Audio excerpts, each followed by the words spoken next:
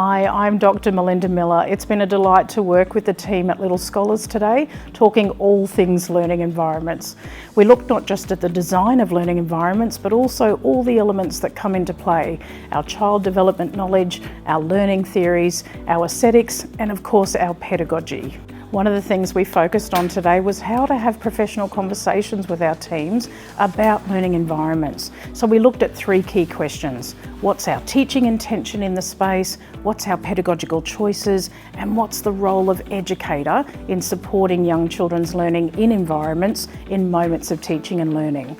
Hi, my name's Charmaine and I'm from Hatchling's Early Learning Centre at Waterford, and today we had our Environment Warrior meeting. Michaela, and one of the things that I took away from the meeting today was ensuring that the learning is accessible for the children throughout all ages. So in a nursery room, you'd find the learning is on the floor, resources, whereas in a kindergarten room, you'd find them higher up, making sure it's accessible for all the children.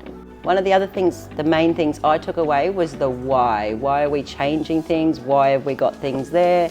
And why we're doing what we're doing, and reflecting on that with the children, educators in the environment. We are looking forward to taking back this knowledge to our other fellow educators and having them to reflect and look more a bit deeper into the environment and why we do what we do with the children. So hopefully the team have taken away a framework to develop a shared language with their team about learning environments.